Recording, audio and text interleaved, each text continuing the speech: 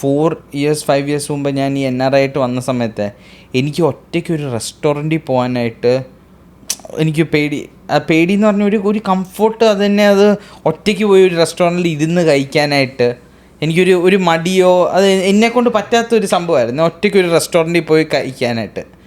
അന്നേരം ഞാനിങ്ങനെ കുറച്ച് നാളത് പാടുപെട്ടു. ഓക്കെ, പക്ഷെ ഒരു ദിവസം ഞാൻ ഫക്കിറ്റ് അടിച്ച് let me do this. Okay, ഞാൻ ഒറ്റയ്ക്ക് പോയി. അവിടെ എല്ലാം ഫാമിലികളുള്ള റെസ്റ്റോറൻറ്റാണ്. പക്ഷെ ഞാൻ അവിടെ ചെന്നിട്ട് 4 പേരുള്ള ഒരു ടേബിളിൽ 4 പേരുള്ള ടേബിളാണ്. ഓക്കെ, അവിടെ ഞാൻ ഒറ്റയ്ക്കിരുന്ന് ഞാൻ ഒരു ഫുൾ മീല് എൻ്റെ വയറിനെ ഫുൾ ഹാപ്പി ആക്കുന്ന ഒരു മീലും കഴിച്ച് ഒരു ജ്യൂസും കുടിച്ചിട്ട് ഞാൻ അവിടെ ബില്ല് ഒറ്റയ്ക്കും അടിച്ച് ടിപ്പും കൊടുത്ത് ഞാൻ ഇറക്കി. 4 ഫാമിലി വെയിറ്റിംഗ് ആയിരുന്നു. 4 പേരുടെ ടേബിള്. അത് വേറെ സൈഡ്. 4 family waiting. പക്ഷേ ഇവനൊന്ന് എണീറ്റ്. പക്ഷെ അത് കഴിഞ്ഞ് ജ്യൂസ് കുടിച്ച് പെട്ടെന്ന് കരഞ്ഞോണ്ടിരിക്കുക.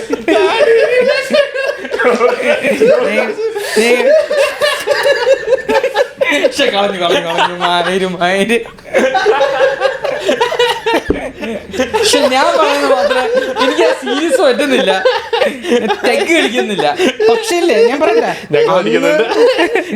അന്ന് വന്ന ചേഞ്ച് അതെന്നെ അത് ഇന്നും ബെനിഫിറ്റ് ചെയ്തിട്ടേ ഉള്ളൂ. ലൈക്ക് സീരിയസ്ലി അന്ന് എനിക്ക് ആ കംഫർട്ട് സോണിൽ നിന്നായിരുന്നു. ഇന്ന് എനിക്ക് എവിടെ വേണം. അത് കഴിഞ്ഞിട്ട് ഞാൻ കുറേ കാര്യങ്ങൾ എനിക്ക് വേണ്ടി ഞാൻ ചെയ്തിട്ടുണ്ടോ. ഞാൻ വെളിയിൽ വന്ന ടൈമിൽ ഇവൻ എൻ്റെ അടുത്ത് നീ ഇങ്ങനെ ഈ റെസ്റ്റോറൻറ്റിലൊക്കെ ഒറ്റയ്ക്ക് പോയിരിക്കുക. ഞാൻ പറഞ്ഞു who gives a fuck, Joshua?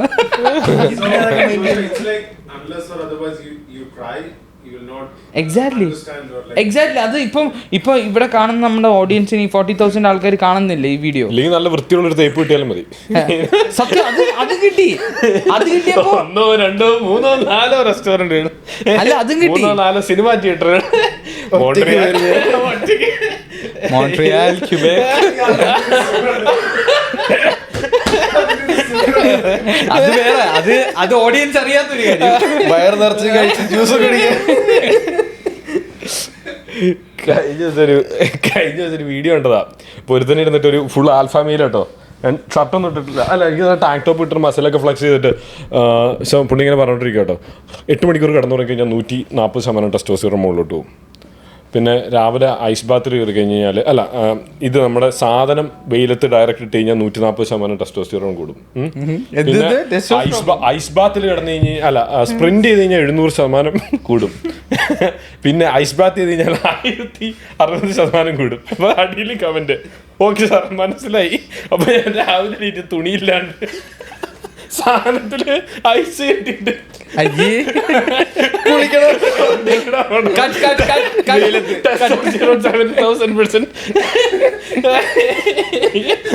ഞാൻ ഈ കോൺവെർസേഷൻ ഇല്ല, ഞാൻ ഇറങ്ങിപ്പോയി ചായ കുടിച്ചിട്ട് വരാം. അല്ല ഇവന്മാര് പറയുന്നതിനൊരു മര്യാദ ഉണ്ട്. എന്റെ ടെറസിന്റെ മുകളിൽ കയറി നിന്നിട്ട് മോട്ടിവേഷൻ, ഒടുക്കത്തെ മോട്ടിവേഷൻ. നാട്ടിലിപ്പോ കുറെ മോട്ടിവേഷൻ ഉണ്ട്. ചിന്തിക്കുന്നത് മാത്രമേ പറയാവൂ. ശുഭദിനം, ശുഭദിനം. അല്ലല്ല, ആ പയ്യനൊരു രക്ഷയില്ലാട്ടോ. ഉണ്ടോടാ നിനക്കൊക്കെ ബിസിനസ്? നിങ്ങളല്ല പട്ടികളാണ് എന്റെ എപ്പിസോഡ് വന്ന് കാണാനായിട്ട്. എനിക്ക് പൈസ നേരത്തെ കിട്ടി. മോനെ അയാൾ എന്താ ചെയ്തെന്നറിയോ?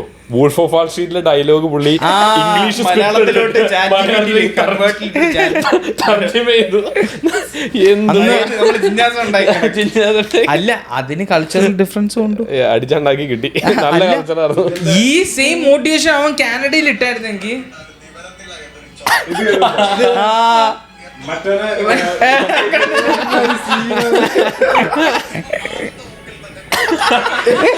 മാക്സിമം ആയി നോക്കി തന്നെ മിണ്ടായിരിക്കുന്നത് നല്ലത്. ഇമാര് ഫുള്ള് കൊല്ലത്തുള്ള 4 പേര്. ഇവൻ മറ്റേ ആള് പിന്നെ എവിടെ മറ്റേ ആള് അമേരിക്ക. നാട്ടില് കണ്ടന്റ് ഒരു രക്ഷയിലാട്ടോ. കുറെ കിഡിലും കണ്ടന്റ് ഉണ്ട്. ആ ഹരീഷ് ശ്രീയുടെ എന്ന് പറഞ്ഞ എടുത്തിട്ടുണ്ട്. അതിന് ഈ കൊച്ചു കേരളത്തിൽ എന്തൊക്കെയാണ് നടക്കുന്നത്? അതിന്റെ വർത്താനൊക്കെ കോമഡിയാ. അതാരാ ഒരുത്തര് സത്യ അല്ല ഈ മറ്റേ ഈ പിന്നെ വേറെ എന്തിനുണ്ട് മറ്റേ ഡെക്കാട്ടി എടുത്തോണ്ട് വരാൻ ഡി ബൈക്കാണ്ട് എടുത്തോണ്ട് ഒരു തടിയൻ ചെക്കൻ അവന്റെ വീഡിയോ ഉണ്ടോ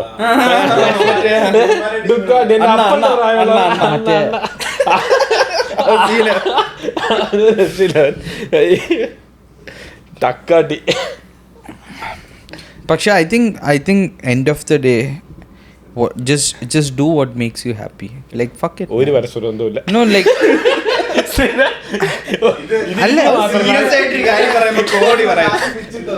അല്ലല്ല just do what you like. ഇതില് മാത്രം ഒരു കൺസിസ്റ്റൻസി ഉണ്ട് എല്ലാ തവണയും.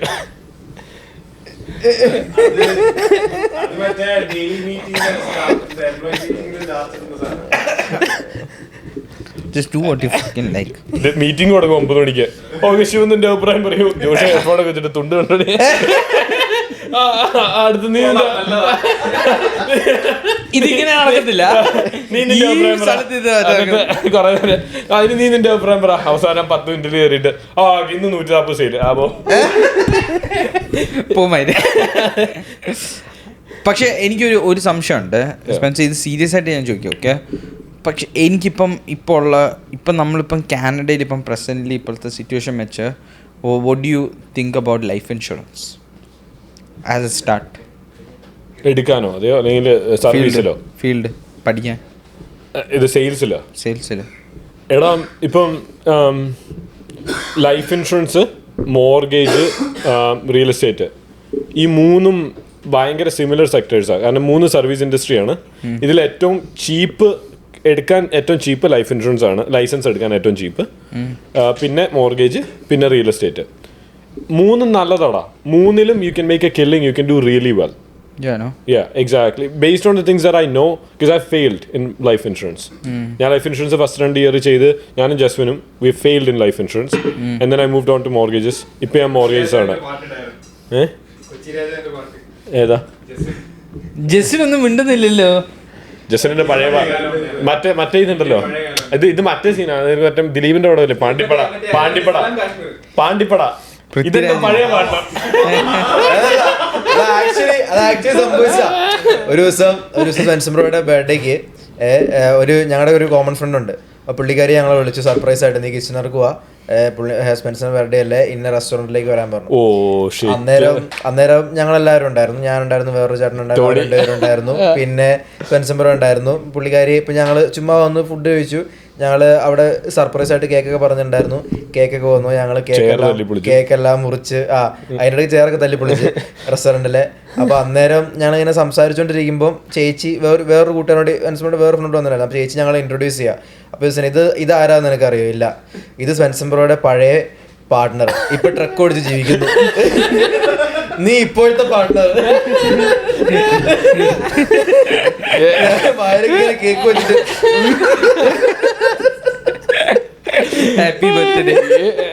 Happy birthday to me. അല്ല, എന്നിട്ട് 6 ഇയേഴ്സിന്റെ like what do you think should I do it? ഞാൻ പറഞ്ഞത് ഇതിന് 2 ഫെയിൽ ആയെന്ന് എനിക്ക് മനസ്സിലായത്. എല്ലാ സർവീസ് ബിസിനസ്സിലും ഇവിടെ നമുക്ക് സക്സീഡ് ചെയ്യാൻ പറ്റും. നമ്മൾ ഫെയിൽ ആയെങ്കിലും എന്തുകൊണ്ടാണ് നമ്മൾ ഫെയിൽ ആയെന്ന് നമുക്കറിയായിരുന്നു. ഇപ്പൊ when you look back, അന്നേരം നമുക്ക് അറിയാമെങ്കിൽ we would have fixed it, right? ഇപ്പം പല കാര്യങ്ങളും ഇപ്പൊ മനസ്സിലായത് എന്താണെന്ന് വെച്ച് കഴിഞ്ഞാൽ ഇപ്പൊ എനിക്കിപ്പോ മനസ്സിലായ സംഭവം എന്താണെന്നറിയാം, ഈ സമയത്തായിരുന്നു നമ്മൾ ആ ഇൻഷുറൻസ് തുടങ്ങിയിരുന്നത്. പക്ഷെ ഈ സമയത്ത് തുടങ്ങിയിട്ടും കാര്യമില്ല. ആ ഫെയിൽ ആയതുകൊണ്ട് ഇപ്പൊ നമ്മൾ ഇരിക്കുമ്പോ ഈ സമയത്ത് തുടങ്ങിയത് നമുക്ക് ഈ പറഞ്ഞ കാര്യങ്ങളൊക്കെ അറിയാൻ പറ്റുന്ന നോളജ് വെച്ചിട്ട് ഇപ്പൊ തുടങ്ങുവാണെങ്കിൽ അബ്സല്യൂട്ട്ലി മാം. ഇപ്പൊ ഇൻഷുറൻസ് അല്ല, ഏത് ഫീൽഡിൽ വേണമെങ്കിലും I can give you proper advice. ഇപ്പൊ നമുക്കൊരു തേങ്ങ അറിയത്തില്ലായിരുന്നു. ഇല്ല, നമുക്കൊരു തേങ്ങ അറിയത്തില്ലായിരുന്നു. ബിസിനസിനെ പറ്റി അറിയില്ല, പ്രൊഡക്റ്റിനെ പറ്റി അറിയത്തില്ല. ആരൊക്കെ എന്തൊക്കെയാ പറയുക, നമ്മൾ പുറകെ ഓടുന്നു. We were set to fail. അവിടെ ഫെയിലിയർ ഇന്നല്ലെങ്കിൽ നാളെ അവിടെ സംഭവിക്കേണ്ടതാണ്. കാരണം നമ്മൾ ചെയ്യുന്ന ആറ്റിറ്റ്യൂഡ് ഇല്ലായിരുന്നു, ഫിലോസഫി കറക്റ്റ് ഇല്ലായിരുന്നു, ആക്ടിവിറ്റി ഇല്ലായിരുന്നു, റിസൾട്ട്സ് ഇല്ലായിരുന്നു, ഒന്നുമില്ലായിരുന്നു. പക്ഷെ എനിക്ക് തോന്നുന്നു നമ്മള് ഫെയിൽ ആവണം. 100% to learn നമ്മൾ ഫെയിൽ ആവണം. 100% ഒന്നൊന്നര ഫെയിൽ ആയിരുന്നു. ഫെയിൽ ആവണം. അല്ല, പക്ഷെ ഞാൻ ഒരു എന്റെ ലൈഫിൽ എങ്ങനെയാണെന്നറിയാം ഈ ഫെയിൽ എന്നുള്ളൊരു കോൺസെപ്റ്റ് പറയുന്നില്ലേ, ഞാൻ എൻ്റെ ലൈഫിൽ ഞാൻ maximum some or the other way I will try not to fail. അതെനിക്ക് എനിക്ക് എനിക്ക് ആ ഫെയിലിയർ അത് കാണാന്നായിരിക്കും ഞാൻ 3 സ്റ്റെപ്പ് ഹെഡായിട്ട് ഞാൻ ഫെയിൽ ആവാതിരിക്കും. പക്ഷേ എനിക്ക് ആവണം, എനിക്ക് ഫുള്ളി ഫക്ട് ആവണം, എന്നാലേ ഉള്ളൂ എനിക്ക് എന്തെങ്കിലും ലൈഫ് ലെസൺ അതിൻ്റെ അകത്ത് നിന്ന് പഠിക്കാൻ പറ്റുന്നത്. സോ നിന്നെ പോലെ ഉള്ളവർക്ക് I don't think failure is part of you. Yeah, I don't think I can handle it. You're not an overthinker. You're not an overthinker. Okay. That's the difference. ഇപ്പോൾ ഞാനാണെങ്കിലും ജസ്റ്റിനാണെങ്കിലും റിജോ ആണെങ്കിലും the common elements we have that ഞാൻ ഇവരുടെ കൂടെ കുറേ time independently spend ചെയ്ത കാരണം നമ്മളെല്ലാം കുറേ തിങ്ക് ചെയ്യുന്ന ആൾക്കാരാണ് അല്ലേ. നമ്മൾ ഒരു 10 സ്റ്റെപ്പ് ഡൗൺ ഇങ്ങനെ ആലോചിച്ച് നീ ആണെങ്കിൽ ഒരു പരിധി വരെ in a way it's good, right? അല്ല, അത് എല്ലാ കാര്യത്തിലും നല്ലതല്ല. അല്ല, ഇത് ഇൻട്രോസ്പെക്റ്റീവ്ലി അല്ല. ഇപ്പൊ നമ്മൾ ഇപ്പൊ ഫെയിൽ ആയി കഴിഞ്ഞ് അത് അനലൈസ് ചെയ്ത് അപ്പൊ അത് നമ്മുടെ പാത്ത് ഇപ്പൊ നമ്മുടെ ജേർണി അതാണ്. Like based on who you are. It's പക്ഷെ അത് എങ്ങനെ fail ആകണമെന്നില്ല. If you are not failing, don't try to fail. മനസ്സിലായോ? But you shouldn't be afraid to fail. Afraid to fail. ഇതാണ് എനിക്ക് കുറച്ചും കൊണ്ട് റിലേറ്റബിൾ. എനിക്ക് ഫെയിലിയർ അതായത് എന്തൊരു ലൈഫ് ലെസൺ പഠിക്കണം ഫെയിലിയറിൽ കൂടെ, പക്ഷെ എനിക്ക് ആ ഫെയിലിയർ ആവുന്ന ആഗ്രഹിക്കുന്നില്ല. No, you fail every day. അതാ നീ ഇപ്പൊ നിന്റെ ടെലസില് like how confident are you in like if you talk to 10 people how many can you close? It depends. Annalum you can close more than 5, yeah, right? Exactly. Right? Yeah. On your first day, if you talk to 10 people, could you close 5? No, 0. So you failed enough times to get this results. എല്ലാ കാര്യത്തിനും failure ഉണ്ട്. Okay, ഞാൻ ചിലപ്പോൾ failure personal ആയിട്ട് എടുക്കത്തില്ലായിരിക്കും. എന്നെ effect ചെയ്യുന്ന you are failing. നീ fail ചെയ്താൽ ബെറ്റർ ആവുന്നേ. നീ ഒരു മിനി സ്കോയില്ല. ഞാൻ എടുത്ത റിസ്കിനനുസരിച്ചല്ല ഞാൻ ഫെയിൽ ആവുന്നത്. ഞാനും ജസ്വിനും ഫുൾ ടൈം ആയിട്ട് ഇതിൽ ഇറങ്ങി, വേറെ ജോലിയും കൂലിയൊന്നും ഇല്ലാണ്ട്. That's an insane amount of risk and we were not making money for months and we were putting those bills on the credit card.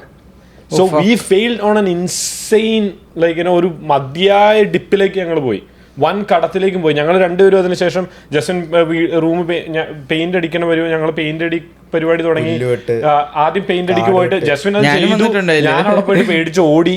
കാരണം ഞങ്ങളന്ന് പെയിന്റ് അടിച്ചിട്ട് it was getting messed up. എന്നിട്ട് ക്ലയന്റിന്റെ അടുത്ത് എങ്ങനെയെങ്കിലും ഊരി പോരാനായിട്ട് ഞങ്ങൾ എന്നിട്ട് ഫസ്റ്റ് പെയിന്റ് അടിക്കാൻ പോയ വീട് ഞാൻ അവിടെ അടിച്ചുകൊണ്ടിരിക്കുക. അന്നേരം പുള്ളിക്കാരി പറഞ്ഞു ഓൾറെഡി ഒരു സൈഡ് കുറച്ച് അടിച്ചു വെച്ചിട്ടുണ്ട്, ഇതിലൂടെ അതിലൂടെ ഒരുമിച്ച് കയറ്റി അടിക്കണം എന്ന് പറഞ്ഞു. ബാക്കിയെല്ലാം വൈറ്റും ഒരു ഭിത്തി മാത്രം. ഒരു ദിവസം പോയി അവിടെ പടുതു. അത് അതിലേക്ക് വരുവാ. അപ്പൊ ആദ്യം പുള്ളിക്കാരി എന്നെ വിളിച്ചു, എത്ര രൂപയാണ്? അപ്പൊ 250 എന്ന് വെച്ച് കഴിഞ്ഞാല് അന്ന് എന്ന് വെച്ച് കഴിഞ്ഞാൽ നമ്മൾ ഫക്ഡപ്പ് ആയിട്ട് ഇരുന്ന് കഴിയുമ്പം വരുന്ന ഫസ്റ്റ് സോഴ്സ് ഓഫ് ഇൻകം ആണ്, അതായത് ഫസ്റ്റ് ലീഡാണ്. അപ്പോൾ അതിൽ എനിക്ക് നമുക്ക് പണി കിട്ടണം. ഇപ്പോൾ 250 പണിക്കൂലി മാത്രം മതി, കൂടെ പെയിൻറ്റ് അവർ മേടിച്ച് തരാമെന്ന് പറഞ്ഞു. ഓക്കെ, ടൂൾസ് കുറച്ച് എന്തായാലും ഡോളറാമേന്ന് പൈസ വില കുറവിന് മേടിച്ചിട്ട് 250 പണിക്കൂലി മാത്രം നമുക്ക് പോയി ചെയ്യാമെന്നുള്ളൊരു സെറ്റപ്പിൽ രാവിലെ പോയി, വൈകുന്നേരം ഇത്തിരി ലേറ്റ് ആയാലും തീർത്തിട്ട് വരാമെന്ന് വിചാരിച്ച് ഞാൻ പോയി കഴിഞ്ഞ് കഴിഞ്ഞപ്പം പുള്ളിക്കാരി നമ്മളോട് പറഞ്ഞതൊന്നും അല്ല പണി അവിടെ എത്തിക്കഴിഞ്ഞപ്പോൾ ഉള്ളത്. ഒരു വീട് ഫുള്ള് പെയിന്റ് അടിക്കാനുണ്ട്. നമ്മള് ബോയ് ഫ്രണ്ട് ചെയ്യുന്നതിന്റെ മുകളിൽ അടിച്ചാൽ പറഞ്ഞു, പക്ഷെ ബോയ് ഫ്രണ്ട് മൊത്തം കുളവാക്കി വെച്ചിരിക്കുക. കാരണം ഒരു വൈറ്റ് വീട്, വൈറ്റ് റൂം, ആ വൈറ്റ് റൂമിന്റെ ഒരു ഭിത്തി മാത്രം ഓറഞ്ച് കളർ അടിച്ചു വെച്ചേക്കുക ബോയ് ഫ്രണ്ട്. അത് കഴിഞ്ഞ് ഇനി ആ വീട് മൊത്തം ഞാൻ വൈറ്റ് ആക്കണം. ഈ വീട് മൊത്തം വൈറ്റ് ആക്കണമെങ്കിൽ അവിടെ മാത്രം ഒരു എക്സ്ട്രാ 3-4 കോട്ട് അടിച്ചു കഴിഞ്ഞാൽ ഈ സംഭവം മാറുന്നു. അല്ലെങ്കിൽ പിന്നെ ഫുള്ള് പ്രൈം ഒക്കെ അടിച്ചിട്ട് വേണം അടിക്കാൻ. അപ്പൊ ഈ പ്രൈം അടിക്കണമെങ്കിൽ പ്രൈം അടിച്ചു കഴിഞ്ഞിട്ട്, നാട്ടിലെ ടെമ്പറേച്ചർ അല്ലല്ലോ ഇവിടുത്തെ ടെമ്പറേച്ചർ, പ്രൈം അടിച്ചു കഴിഞ്ഞ് ഒരു ഓൾമോസ്റ്റ് ഒരു ഡേ നമ്മൾ കൊടുക്കണം ഉണങ്ങാൻ. അപ്പോൾ ഞാൻ ബ്രാംപ്ടണിൽ നിന്ന് വിഡ്ബി വരെ 2 days ഡ്രൈവ് ചെയ്യണം ഈ $250. കാരണം ഫസ്റ്റ് പ്രൈം അടിക്കണം, അത് കഴിഞ്ഞ് ഞാൻ പെയിന്റ് അടിക്കണം, ഇങ്ങനത്തെ കാര്യങ്ങളൊക്കെ ചെയ്യണം. ഞാൻ പറഞ്ഞു എനിക്ക് ഇത് പറ്റത്തില്ല, ഞാൻ രാവിലെ ഫസ്റ്റ് തന്നെ വന്നിട്ട് ഫുൾ പ്രൈം അടിച്ചിട്ടു. ഉച്ച കഴിഞ്ഞ് ഒരു 3-4 മണിയൊക്കെ ആകുമ്പോഴത്തേക്കും ഉണങ്ങിയാൽ എനിക്ക് പെയിന്റ് അടിച്ചേ പറ്റത്തുള്ളൂ. കാരണം എനിക്ക് നാളെ വരാൻ പറ്റത്തില്ല. 250 കൂടുതൽ പുള്ളിക്കാർക്ക് തരാനും പ്ലാനില്ല. അങ്ങനെ ഞാൻ സ്റ്റാർട്ട് ചെയ്തു, പക്ഷെ എന്നെ കൊണ്ട് ഫിനിഷ് ചെയ്യാൻ പറ്റില്ല. എന്നിട്ട് ഞാൻ കുറേയൊക്കെ പെയിന്റ് അടിച്ച് എന്നിട്ട് വളരെ കിട്ടിയില്ല. അതിൽ നിന്ന് കുറച്ച് പൈസ മേടിച്ചു, കുറച്ച് പൈസ അല്ല, ഇതിന്റെ മേടിച്ചില്ല, ഒന്നും കിട്ടിയില്ല, തിരിച്ചു വന്നു. പിറ്റേ ദിവസം ഞാനും ഇവനും കൂടിയാ പോകുന്നത്. അത് ഞാൻ പോകുന്നത് എങ്ങനെയാന്ന് വെച്ച് കഴിഞ്ഞാൽ പുള്ളിക്കാരി പറഞ്ഞു ഇതിന്ന് പൈസ ഒന്നും കിട്ടുന്നില്ല. എക്സാക്ട്ലി, നീ പറ. അത് കഴിഞ്ഞിട്ട് പുള്ളിക്കാരി പറഞ്ഞു എന്താ പറയാ, നിങ്ങളുടെ കമ്പനി, പുള്ളിക്കാരി വിചാരിച്ചു നമ്മളൊരു കമ്പനി. ഞാൻ പറഞ്ഞു കമ്പനിയിൽ നിന്ന് വിട്ടതാണ്, ഞാൻ ഇങ്ങനെയാണ്, നമുക്ക് രക്ഷപ്പെടാൻ എന്തെങ്കിലും പറയണല്ലോ. കാരണം എനിക്കൊന്നും അറിയത്തില്ല, ജീവിക്കാൻ വേണ്ടി നമ്മൾ ചെയ്യുന്ന കാര്യങ്ങളാണ്. അപ്പോൾ പെട്ടെന്ന് അങ്ങനെ ചെയ്യണം ഇങ്ങനെ ചെയ്യണമെന്നൊക്കെ പറഞ്ഞാൽ നമുക്കൊരു ബേസിക്സ് ആണ്. നമ്മളിപ്പോൾ തന്നു കഴിഞ്ഞാൽ നമ്മളത് പാച്ച് വർക്ക് ചെയ്ത് കൊടുക്കും, പെയിന്റ് അടിച്ചു കൊടുക്കും, അങ്ങനെ ഇങ്ങനെയൊക്കെ. അപ്പോൾ പുള്ളിക്കാരി പറയുന്ന സ്പെക്കിലൂടെ അത്ര കറക്റ്റായിട്ട് ഷാർപ്പായിട്ട് വരച്ച് ചെയ്യാനൊന്നും എനിക്കറിയത്തില്ല. ഒബ്വിയസ്ലി അവർ പൈസ തരുന്നതാണ്, അവർ അതിനുള്ള പൈസ തരുന്നുള്ളൂ. ഒബ്വിയസ്ലി അവർ പൈസ തരുന്നതാണ് അതിന് ചെയ്യാം. പക്ഷെ അവർ തരുന്ന പൈസക്കുള്ള ക്വാളിറ്റിക്ക് നമ്മൾ സാധനം കൊടുക്കുന്നുണ്ട്. അല്ലാണ്ട് അവരുടെ അടുത്ത് നമ്മൾ 4000-5000 ഒന്നും മേടിക്കുന്നില്ല. നമുക്ക് അറിയത്തില്ല അതെങ്ങനെയാണ്, അതെന്താണ് ചെയ്യേണ്ടതെന്ന് എങ്ങനെ ചെയ്യേണ്ടതെന്ന് നമുക്ക് ചെയ്യാൻ പറ്റും. പുള്ളിക്കാരി തന്ന കാശിനുള്ള സാധനം ഞാൻ ചെയ്തു തരും, അത്രേ ഉള്ളൂ. പുള്ളിക്കാരിക്ക് എന്നെ അല്ലാണ്ട് വേറെ ആൾ വിളിക്കായിരുന്നു, അതുകൊണ്ടായിരുന്നു. അപ്പോൾ നമുക്ക് ആദ്യം കിട്ടിയ പണി നമ്മൾ ചെയ്യുന്നു, അത്രേ ഉള്ളൂ. അന്നേരം പുള്ളിക്കാരുടെ അടുത്ത് ഞാൻ പറഞ്ഞു എന്നെ കമ്പനിയിൽ നിന്ന് ഇങ്ങനെ വിട്ടതാണ്. ഓക്കെ, അപ്പോൾ അങ്ങനെയാണെങ്കിൽ ഞാൻ ഒരു കാര്യം ചെയ്യാം, നാളെ ഞാൻ എൻ്റെ മാനേജറെ വിളിച്ചിട്ട് വരാം, എന്നിട്ട് എങ്ങനെയാണെന്ന് വെച്ചാൽ ഞങ്ങൾ പ്ലാൻ ചെയ്യാമെന്ന് പറഞ്ഞു. അങ്ങനെ നാളെ ഞാൻ പിറ്റേ ദിവസം പണിക്കെത്തി. മാനേജർ വന്നു എൻ്റെ കമ്പനിയിൽ നിന്ന്. അപ്പം ഞാനിങ്ങനെ സൈഡിൽ ഇങ്ങനെ മാറിയേക്കുക, ആയി മാഡം എനിക്ക് ഇങ്ങനെ ഒരു കംപ്ലൈന്റ് കിട്ടി, ഞങ്ങൾ ചെക്ക് ചെയ്യാൻ വേണ്ടി വന്നതാണ്. വീണെന്നാണല്ലോ ഇങ്ങനെ പണി ഇവിടെ എന്തോ പ്രശ്നം ഉണ്ടെന്ന് പറഞ്ഞു. അപ്പോൾ ഞങ്ങൾക്ക് ഇങ്ങനെ കംപ്ലൈന്റ് കിട്ടി, അതുകൊണ്ട് ഞാൻ ചെക്ക് ചെയ്യാൻ വേണ്ടി വന്നതാണ്.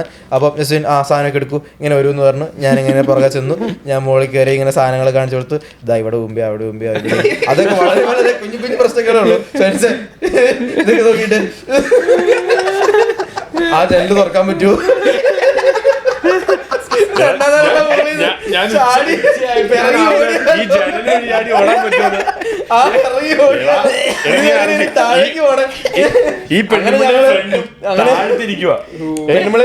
ഇവരുടെ മുമ്പിൽ ഞങ്ങൾ ലഞ്ച് കഴിക്കാൻ വേണ്ടി ഇറങ്ങിപ്പോയി.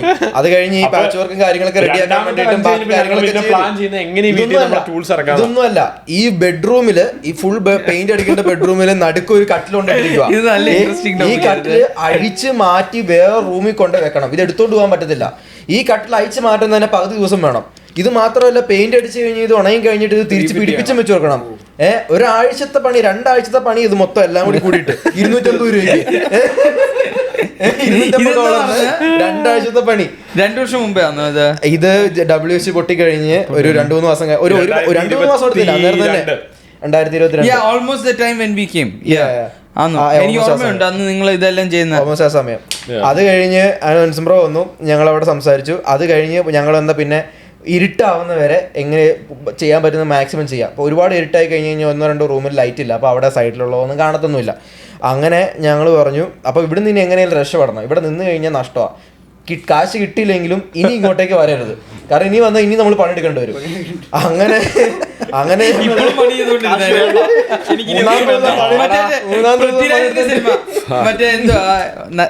ഡെസേർട്ടിലുള്ള 3-ാം ദിവസം പണിയെടുത്തോണ്ടിരിക്കുക. 3-ാം ദിവസവും പണിയെടുത്തോണ്ടിരിക്കുക.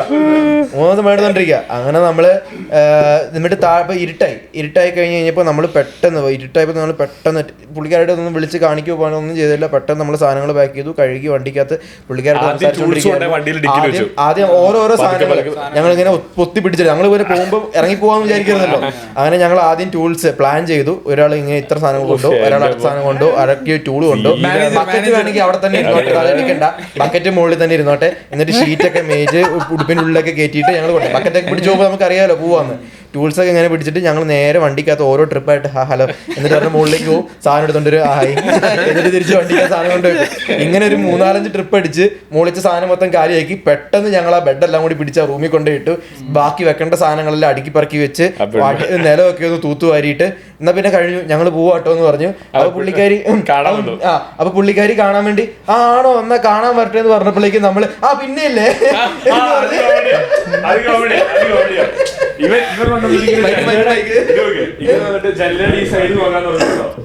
അതായത് ഒരു ജനലിന്റെ സൈഡ്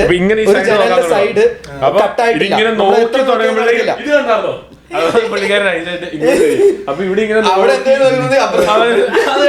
പിന്നെ ആ റൂമില് നമ്മൾ അങ്ങനെയൊക്കെ ചെയ്യാതെ നമുക്ക് അവിടെ ഇറങ്ങാൻ പറ്റുള്ളൂ. അന്നേരം നമുക്ക് വേറെ ചെയ്യാലല്ലോ. ഈ ഭിത്തി ഈ ജനലിന്റെ ഒരു സൈഡിൽ ഒരു പെയിന്റ്, താഴെ വേറൊരു പെയിന്റ്, അങ്ങനെ മൊത്തം 3 പെയിന്റ് കണ്ടുണ്ട്. വേറെ സൈഡിൽ വേറെ പെയിന്റ്. അപ്പൊ ഈ 3 ഓരോന്ന് അടിച്ച് ഉണങ്ങി കഴിഞ്ഞ് ഫ്രോക്ക് ടേപ്പ് ഒട്ടിച്ച് നമുക്ക് അടുത്തടിക്കാൻ പറ്റുള്ളൂ. 3 നമുക്ക് ഒറ്റയടിക്ക് അടിക്കണം, വേറെ നിവൃത്തിയില്ല.